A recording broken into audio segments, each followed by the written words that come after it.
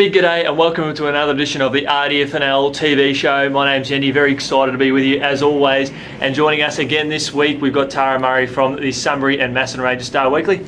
You're back on board again. I am. It's another big week of footy, so getting back into it straight away. Round one's in the bag as a whole. How did you see it? Were there many surprises in there? I don't think there was many surprises.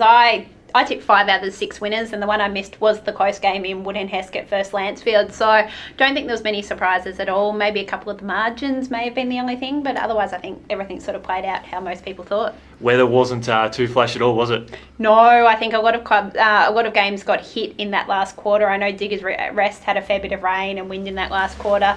Then your 2 night matches in Melton Centrals and Rockbank, and then Sunbury and Romsey, they were the two that really felt the weather. They certainly did.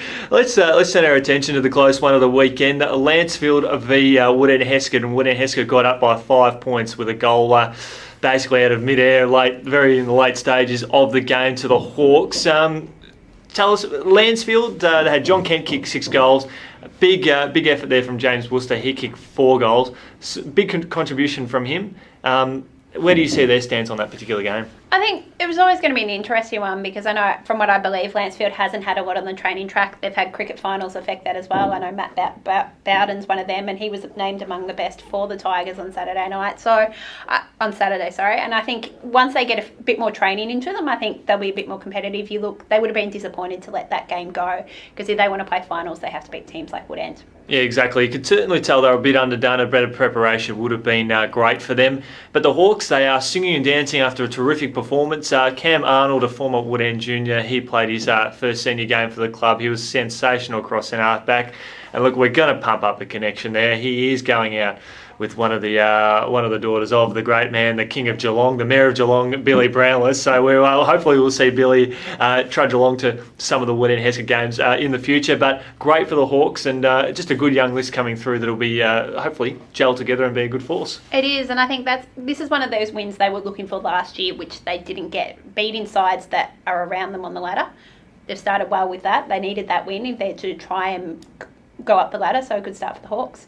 Let's cross to the rematch of last year's grand final. We talked it up last week that it probably wasn't going to be as close as what we saw last year, and unfortunately for the Bombers, it ended up playing out that way with Diggers Rest recording a big win, I think by about sort of 9 goals.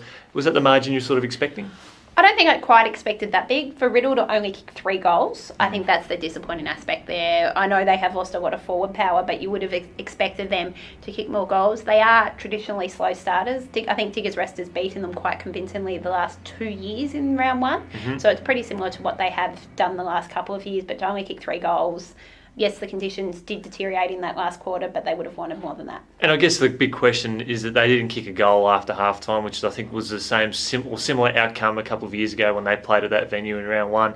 And they ended up making finals. So they are, as you say, they're traditionally slow starters. So the Burrows, they just had a really good team effort. You did catch up with Sean Sims over the weekend. What was his take on the game? I think it was a very different looking Diggers Rest side to what we've had the last couple of years. It's probably the youngest side they've had in the last 5 to 6 years, Sean said. So they had quite a few guys come up from under 18s and guys who haven't had those opportunities the last couple of years who have been playing reserves. So nowhere near full strength Diggers Rest side, and they're trialling a few things. They're looking at different forward options. Matthew Crowell played a lot more up forward than where he has in the past. He's normally played a lot of defence, a little bit in the ruck. So he went up forward and was one of the best on ground, but it was the class of Cale Morton for the best on ground there.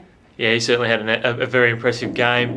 Rupertswood v Broadford, we have spoken about the concerns surrounding the Roos just in terms of their playing list, and unfortunately less than 24 hours before the game, the under-18s were forced to forfeit that particular fixture. And the result wasn't favourable as well. Rupertswood winning by 195 points. It was a 210 to 15. Not a happy day for Broadford. What's your take just from their performance and where they're situated at the moment? I think it's a little bit hard to say where they are at the moment. Obviously, they're hoping to get a few more players in the next couple of weeks. They've got another week off, so it's 2 weeks before they play that next game.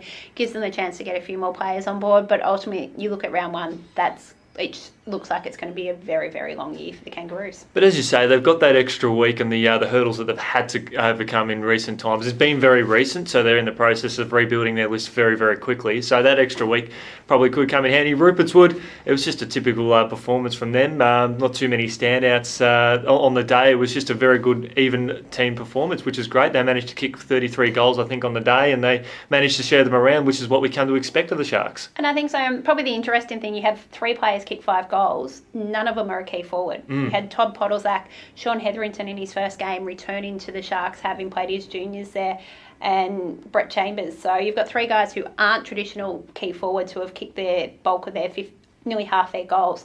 So it'll be interesting how their forward line shapes up. They're certainly looking very well poised for Anzac Day against Macedon. And Macedon were fresh off of a commanding 9-goal win over Wallen. We expected this one to be close, but unfortunately on the day it wasn't to be. Macedon come out and kicked 6-7 to nothing.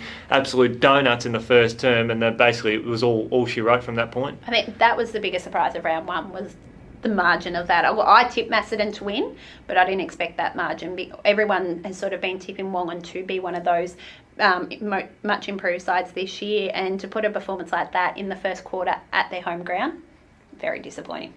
With Macedon, there's still some concerns in their list surrounding particularly the reserves. The margin was probably unexpected. Wallen's reserves ended up winning by 24 goals. So while Wallen probably didn't have the strongest side on the park in the ones, their twos was really good. So at least they've got a bit more wiggle room. But Macedon, they succumbed to a few injuries. Then again, it's only round 1, but their reserves probably didn't show as much fight as what we expect from them. And that's it. And Macedon has been one team that has been hit by injuries late in the season the last 2 years. So that extra depth is something they need, because if they hit by injuries again, they could struggle come finals. Let's hope for their sake that they keep a relatively healthy list for most of the year. And great to see Matt Dick and Dan Markworth play together again, I think, for the first time since I think Calder Cannon's in the Cats lineup, and of course their former AFL stars. Now, we'll cross to Sunbury Kangaroos and Romsey night football at its finest, and Sunbury end up getting up by 2.5 kicks, but Romsey, they missed their chances late or early in the last quarter that could have put the game away. It was. So you had the Redbacks were in front at 3/4 time, and from all reports from people at the ground, Redbacks had those chances early on in that last quarter to seal the game. They didn't. They didn't kick a goal in the last quarter, and Sunbury ran over the top of them to get a win, which for the Kangaroos I think would have been expecting going into this game. And we saw a few familiar faces in the Sunbury Kangaroos lineup. It used to be Redback stars. We saw Mitch Farmer, Chris Petroro and Phil Lobb appear in the team. Lobb finishing the day with 4 goals, a critical forward for presence for him for the Sunbury Kangaroos, and good for the club moving forward. It is. You mentioned that Lobb kicked 4 goals, and the clearance of Petrero only came through late last week. I know he had been contracted at Pascoval, so there was a lot of discussions between those two clubs, and I think he will be a key for the Kangaroos going forward. I think he adds a bit more class to that midfield. They've got a lot of hard-working midfielders where he adds a little bit more class.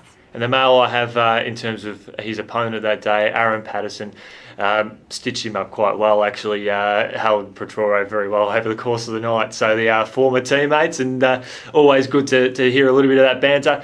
And the game that I had the opportunity to get out to, and look, it was heartbreaking on Saturday night over at Arnold's Creek, but we were aiming to broadcast that game. Unfortunately, we had a few technical difficulties, and then our marquee ended up blowing over in the second term anyway, so it would have been all she wrote as it is. But Central's prevailing over Rockbank 65-55. There was a few little stories to come out of that one. Rockbank started hard, and they kicked 3 goals to nothing in the first term. Centrals fought back at half time, and then they continued on into the breeze in the third term to open up an 18-point lead. And then Rockbank, they kicked 4 goals and hit the front, and it looked like they're on their way to a win. But my favourite player of the day, young Greenwood in the number 4 Guernsey in the old dreadlocks, he was an absolute standout up forward for the Rams. But he had a shot at goal probably about 15 metres out on the slide angle. He decided to play on and curl it around the body, and the ball went straight up in the air. He had to kick that. They kicked another goal after that, but the game probably would have been beyond doubt there. And Josh Spry, he kicked a goal from the boundary line for the Centrals late in the last quarter. An absolute ripper, and basically won in the game. So a few interesting stories to come out of that one. Centrals would have been happy with that win. Yeah, they would have been. And obviously these are two teams that have struggled last year. Neither side have had a lot of wins. So for these guys, any win is important. You need to get that winning culture. Rockbank hasn't had a win since 2015. So whether or not that played a part late in the game, I don't know. But it's something they've got to build.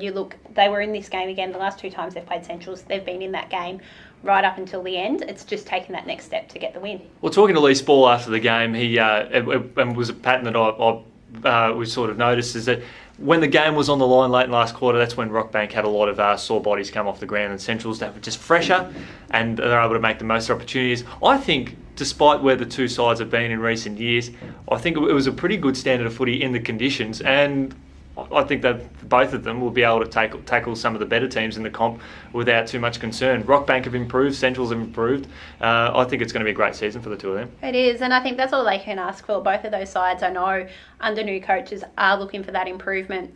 You don't expect miracles overnight, but to get that improvement, to be more consistent across games and from week to week, is something both these sides will be looking to do. Let's turn our attention to part 1 of round 2 in the RDFNL, and we'll cross to Romsey and Centrals, who we've just been talking about. It's going to be Thursday night, 7 p.m. kickoff over at Romsey Park.